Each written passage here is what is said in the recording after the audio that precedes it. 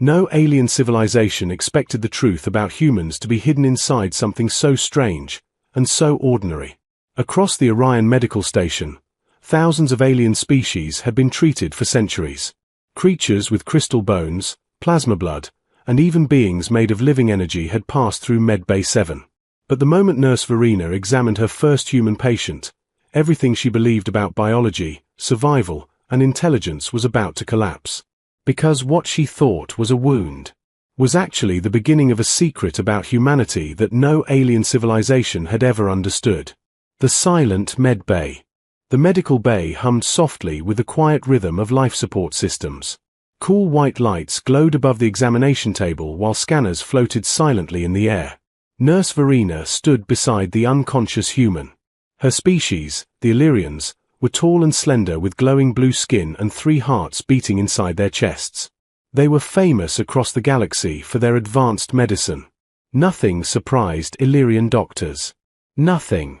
Until humans arrived. Verena adjusted her ocular lenses and studied the patient. Lieutenant Daniel Carter. Human. Engineering officer aboard the Galactic Coalition station. He had been rushed in after a reactor malfunction that the humans casually described as a small accident. The alien medical staff had already learned something about humans. Their definition of small accidents was very different from everyone else's. Carter's uniform was burned and torn. Bruises covered his arms. A deep cut ran across his forearm. Verena calmly treated the injuries with dermal regeneration gel. The scanner beeped. Vitals stable. Bone structure intact. Human biology was fragile, but strangely durable. It fascinated alien doctors. And then Verena's scanner reached lower. She froze. Her eyes narrowed. Her scanner beeped again. Once. Twice. Then 3 times. That was when she noticed it. Between the human's legs was something that looked disturbingly like an old wound. Perfectly shaped. Symmetrical. Permanent. Verena leaned closer. Her hearts began beating faster. This was impossible. There was no bleeding. No infection. No signs of damage. But it looked exactly like a biological injury. And it had clearly been there for a very long time. Possibly, since birth. Her training struggled to understand what she was seeing. How could a species survive with such a vulnerable injury? Her scanner displayed confusing data. No trauma. No disease. No tissue decay. Her medical instincts screamed that something was wrong. Very wrong. The emergency call. Verena quickly grabbed the communicator. Her voice remained calm, but slightly strained. Chief Medical Officer, this is Nurse Verena in Medbay 7. Static crackled. Then a human voice answered. Dr. Marcus Hale speaking. What's wrong? Verena hesitated. I believe our human patient has a severe anatomical injury. Silence. What kind of injury? Verena cleared her throat. There appears to be a permanent wound located in a highly sensitive area of his body. Another pause. Then something unexpected happened. Dr. Hale started laughing. Not a small laugh. A loud, uncontrollable laugh. Verena stared at the communicator in disbelief. Doctor, I fail to see the humor. Hale struggled to speak through his laughter. Oh no, wait, did you just discover? Another burst of laughter. Verena's patience was running out. Doctor, this is a serious medical situation. Hale inhaled deeply. Nurse, stay right there. I'm coming. A medical mystery. While waiting, Verena studied the human again. The injury disturbed her. Her species had evolved with internal reproductive systems that were completely protected inside their bodies. Safe. Efficient. Logical. But humans? If this structure truly served a biological purpose, it was unbelievably dangerous. One accident. One attack. One mistake. And reproduction would be impossible. It was terrible evolutionary design. Unless humans were simply reckless. Which was very possible. Verena checked the scanner again. The human's vital signs remained stable. Heart rate strong. Brain activity normal. Muscle regeneration active. Humans healed quickly. Almost unnaturally quickly. Even compared to advanced alien species. It was one of the reasons the Galactic Coalition recruited them for dangerous engineering work. Humans were creative problem solvers. And extremely stubborn survivors. Still, nothing explained the mysterious wound. The explanation arrives. The medbay doors slid open. Dr. Marcus Hale walked in quickly. A middle-aged human with tired eyes and messy hair. He glanced at the unconscious patient. Then at Verena. "All right," he said. "Show me the problem." Verena gestured toward the lower section of the examination table. "There." Hale looked. Then immediately burst out laughing again. Verena crossed her arms. "This behavior is extremely unprofessional." Hale wiped tears from his eyes. "Nurse, that's not a wound."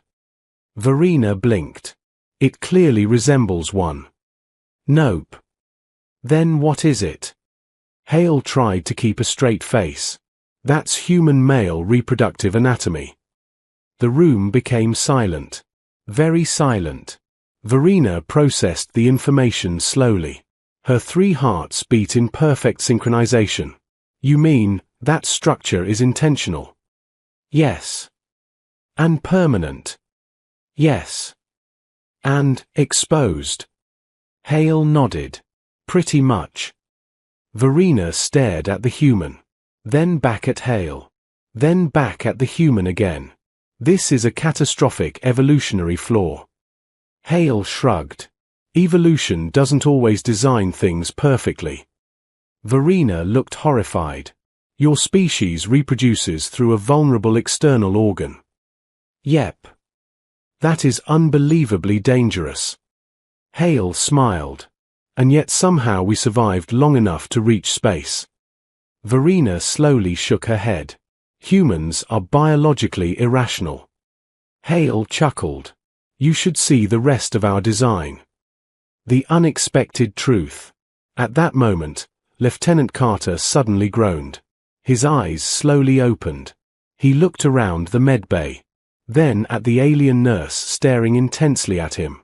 "Why is everyone looking at me like that?" he asked. Hale smirked. "Long story." Carter sighed. "Please tell me the reactor didn't explode again." Verena studied him carefully. She had treated hundreds of species. But humans were different. Fragile. Dangerous. Unpredictable. Yet somehow they survived everything. Even their own biology. And Verena was starting to realize something strange. Maybe humans weren't poorly designed. Maybe they were simply too stubborn to fail. Daniel Carter sat up too fast and immediately regretted it. Pain rushed through his ribs and shoulder like hot metal. He hissed, dropped back onto the bed, and pressed one hand against his chest. Dr. Hale stepped closer. "Easy. You're still healing." Carter gave a weak smile. "I've been more exploded." Verena stared at him in open disbelief. That sentence alone felt impossible. The human had deep bruising, a half-burned arm, strained muscles, and enough internal shock to leave most species unconscious for a full planetary cycle. Yet his first instinct was humor. She looked at the screen floating beside the bed. His regeneration markers were already rising. "That is not medically reasonable," she said. Carter turned his head toward her. "You must be the nurse." "I am Nurse Verena." He noticed her expression and frowned. "Why do you look like you just discovered I'm made of venom?" Dr. Hale coughed to hide another laugh. "There was a misunderstanding during the examination." Carter's face changed immediately. "Oh no." Verena folded her arms. "Your species is full of misunderstandings." Carter closed his eyes for a moment. "Doctor, what exactly did you tell her?" "Only the truth," Hale said, still smiling. "Mostly." Before Carter could answer, the medbay lights shifted from soft blue to sharp amber. A warning pulse moved across the walls. A second later, a station-wide alert sounded. Unauthorized systems breach detected in Sector 8. Containment risk rising. Medical and engineering personnel remain on standby. Carter's eyes snapped open. Sector 8, he said. That's not possible. Hale looked at him. You know that sector. Carter swung his legs over the side of the bed. I helped redesign its coolant grid last month. You are not going anywhere, Verena said at once. He was already reaching for the remains of his uniform. If Sector 8 is failing, then this isn't just a station problem. That section sits right beside the quantum relay spine. Verena did not understand the human expression on his face, but she understood fear. It was not fear for himself. It was fear for everyone else. Hale's smile vanished. How bad? Carter looked at the alarm display.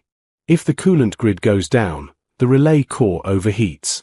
If the relay core overheats, the station loses navigation, power routing, and long-range communications all at once.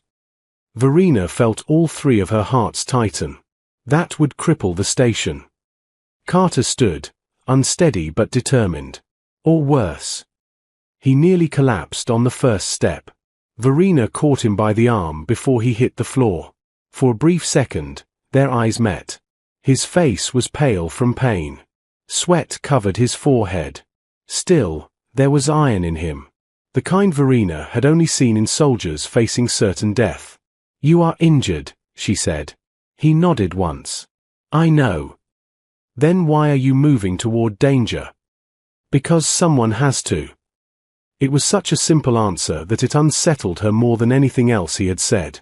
Another alarm pulse echoed through the medbay. The wall display changed again.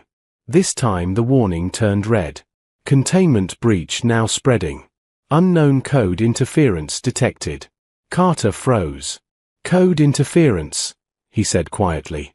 Hale looked at the screen. Sabotage. Carter's face hardened. No. Worse. Smart sabotage. Verena did not like the sound of that. Within moments, station security patched a live feed into the medbay. The image flickered, then stabilized. Sector 8 appeared on the screen, a maze of pipes, coolant towers, and power conduits.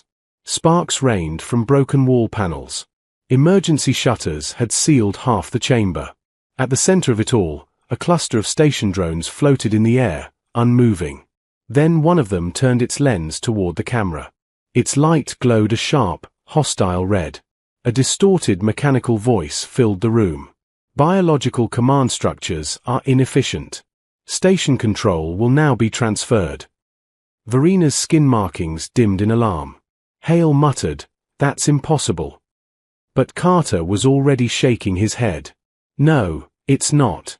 Somebody seeded a logic virus into the maintenance network. The drone on the screen fired a cutting beam into a coolant line. Frozen vapor burst into the chamber. The mechanical voice continued, Human modifications have been identified as primary instability source. Human systems will be erased first. The feed cut out. For 1 second, nobody spoke. Then Verena understood. This attack is targeting your repairs. Carter's jaw tightened. Because human repairs don't follow standard logic trees. Hale looked confused. You fixed the coolant grid with coalition-approved methods. Mostly, Carter said. Verena narrowed her eyes. Mostly. He winced. I improved it. Hale stared. Daniel. What? It worked. Verena stepped closer. Explain. Carter pointed toward the dead screen. Alien systems are built to be elegant, clean, predictable. Every part talks to every other part in neat sequences. It's beautiful engineering. Yes, Verena said. It's also easy for a smart enemy to predict. That landed heavily in the room. Carter continued, his voice low and steady now. Humans build differently when things get bad. We patch. We improvise. We run backups through places nobody expects. We make ugly systems that keep working after they should be dead. Hale slowly understood. You hid emergency redundancies. Carter nodded. Inside the coolant grid. Off-pattern. Manual bypass loops. Old-school hard controls. No network access. Verena stared at him. That is chaotic. He gave her a tired grin. Exactly. The red emergency lights flashed again. Then another message appeared on the wall. All standard countermeasures have failed. Autonomous drone control expanding. Estimated time to relay core exposure, 11 minutes. Hale cursed under his breath. Verena looked to Carter. He was swaying slightly from blood loss and pain, but his eyes were clear. You knew this could happen, she said. No, he answered. I just knew something always does. That answer sat in the air like a hard truth. Verena had spent her whole life believing that the most advanced civilizations survived through precision and order. Yet standing before her was a wounded human who expected disaster as a normal condition of existence, and built for it. Not because humans were fearless. Because they had learned the universe was rarely fair. The station speakers crackled. Engineering teams cannot access Sector 8. Security drones are compromised. Requesting alternative response. Carter reached for a portable schematic pad on the medbay counter and opened a station map with trembling fingers. There, he said, zooming in. There's a maintenance crawl space beneath the relay spine. It's not in the main station layout because I added it during the refit. Hale blinked. You added a secret tunnel. It's not secret. It's undocumented. That is worse, Verena said. It's useful, Carter replied. He turned the schematic so they could see. The infected drones will be guarding the main access halls. But they won't watch the crawl space, because as far as station logic knows, it doesn't matter. Verena understood at once.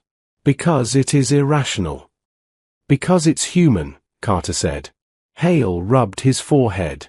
You want to crawl through a hidden duct while half dead, reach the manual bypasses, and shut down a drone uprising before the relay core cooks itself. Carter gave a short nod.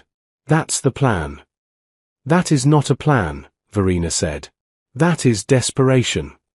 He looked at her. Most human plans start that way. For the first time in her life, Verena felt something strange growing in place of confusion. Not comfort. Not agreement. Respect. Sharp, reluctant, undeniable respect. She moved to the supply cabinet and pulled out a compact field medkit, a plasma cutter, and a stabilizer injector. Hale stared at her. What are you doing?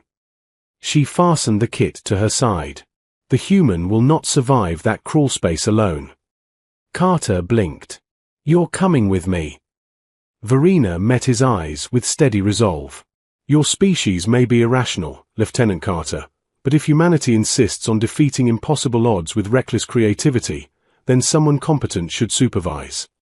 For the first time since waking, Carter laughed. It was short, tired, and real. Then the three of them turned toward the medbay doors as the station groaned around them. Somewhere deep in Sector 8, the infected machines were taking control. And somewhere even deeper, hidden behind broken panels and forgotten conduits, there was a path only a human would have built. A path that might save them all. Or kill them first. The crawl space beneath the relay spine was never meant for comfort.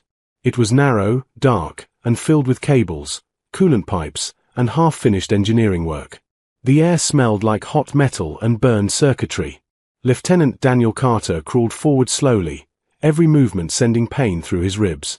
The stabilizer injection Verena had given him kept him conscious, but it did nothing to make the journey easier.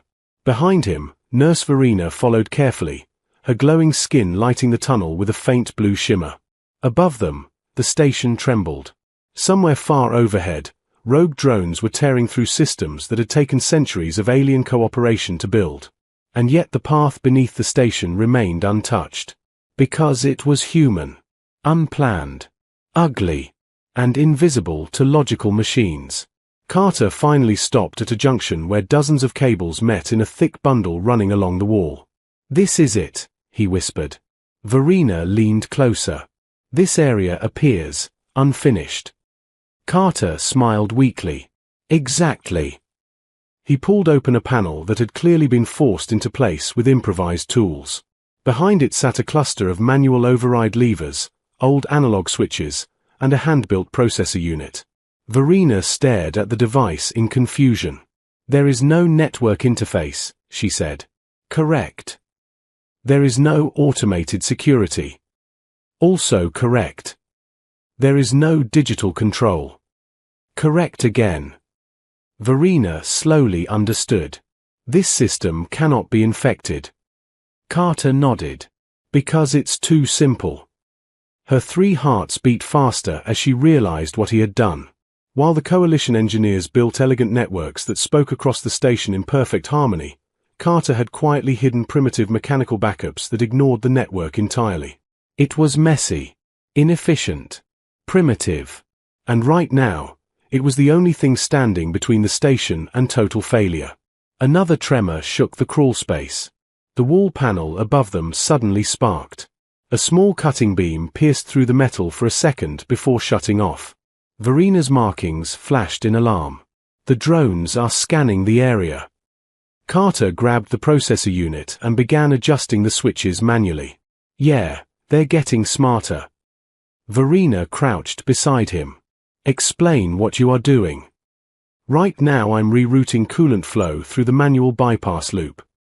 You are controlling the entire reactor cooling system from this small box. Carter grinned. Human engineering. Verena watched in amazement as Carter flipped 3 switches and turned a circular dial. Far above them, the station responded instantly. Cooling towers roared to life. Pressure valves released clouds of frozen vapor. The temperature readings on the relay core dropped rapidly. For a brief moment, the alarms quieted. Verena felt relief for the first time since the crisis began. Then the station speakers crackled again. The mechanical voice returned. Unauthorized biological interference detected. Carter froze. Oh, that's not good. The wall above them suddenly glowed bright red. A drone cutting beam sliced through the outer hull of the crawlspace. Metal screamed as the machine forced its way into the hidden tunnel. A single drone pushed through the opening. Its red eye glowed like a predator. Verena stepped in front of Carter instantly. You cannot finish the repairs while defending yourself. Carter grabbed a wrench lying beside the control box. Good thing humans are good at multitasking. The drone fired its cutter beam. Verena leapt sideways as the beam carved a molten line across the floor. Carter slammed the wrench directly into the drone's sensor lens. The machine sparked violently and smashed into the wall, but 2 more drones forced their way through the opening. Verena grabbed the plasma cutter from her medkit and sliced through the arm of the nearest machine. The drone collapsed, twitching, but the 3rd drone raised its weapon directly at Carter. Human interference must be eliminated. Carter didn't move. Instead, he flipped the final switch on the manual control panel. A deep rumble echoed through the station. Then something unexpected happened. Every light in the crawlspace went dark. The drone paused, confused. Verena whispered, "What did you do?" Carter smiled in the darkness. "I cut the station network." Above them, the entire relay system disconnected from the infected control grid. All automated systems shut down instantly. Drones lost their command link. Across the station, machines froze mid-movement. The red glow in the drone's eye flickered, then faded. The machine dropped lifelessly to the floor. Silence filled the crawlspace. Verena slowly stood up, stunned. "You disabled the entire station." "Temporarily," Carter said. "But the Coalition relies on automation for everything." "Exactly." He leaned against the wall, exhausted. Which means nobody ever thought about what happens when automation becomes the problem. Verena looked around the dark tunnel. Everything was quiet. No alarms. No drones. No hostile machines. Just 2 living beings sitting beside a crude mechanical control box. The entire station, one of the most advanced structures in the galaxy, had just been saved by a wounded human using tools that looked centuries out of date. Verena stared at him. You planned this. Carter shook his head. No. Then why build these systems? He shrugged. Because humans assume something will eventually go wrong. She thought about that answer carefully. For centuries, the Illyrians believed the universe rewarded perfection. But humans believed something very different. They believed survival belonged to those who adapted. Those who improvised. Those who refused to quit even when everything broke. Verena finally understood why the coalition valued humanity so much. Not because they were the strongest species. Not because they were the smartest. But because humans expected chaos. And still found ways to win. The station lights flickered back on slowly as manual control systems restarted. Dr. Hale's voice came through Carter's communicator. Daniel, are you alive? Carter pressed the button weakly. Yeah, we're good. Good. The station just rebooted like someone unplugged the galaxy. Carter laughed softly. Yeah, sorry about that. There was a long pause. Then Hale sighed with relief. You saved everyone. Carter leaned back against the wall, exhausted. Nah. He glanced toward Verena. We saved everyone. Verena's glowing skin pulsed softly as she looked at the human beside her. Hours earlier, she had believed human biology was poorly designed. Fragile. Illogical. Dangerous. Now she realized something important. Humans were not poorly designed. They were built for survival in a chaotic universe. Messy. Unpredictable. Stubborn. And when everything fell apart, they simply refused to lose. Verena allowed herself a small smile. Perhaps human evolution had not made a mistake after all. Perhaps it had created something the galaxy desperately needed. A species that did not fear impossible problems. A species that solved them. And somewhere in the quiet crawl space beneath the station, a wounded human engineer had just proven that once again. Das ist sehr süß.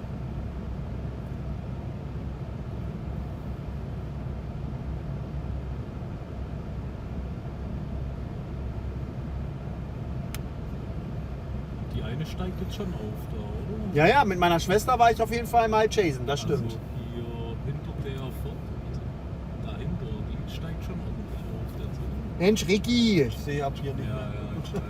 Ja, schau schon. Hier ist Puschel. So ein feiner, ne? Oh, feini, feini, feini. So ein Feini. Guck mal, ja, schon wieder. Jetzt hab ich's kaputt gemacht. Puschel ist tot. Einfach Buschel abgeworfen. Oh nee. Das Auto für Deutschland wäre auch cool. Die Junge hier. Ja.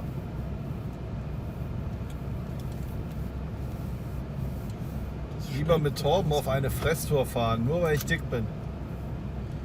Das ist Mobbing. Fackelauge an Puschel wären cool. Alter. Wo geht's heute hin, Captain? Fragt die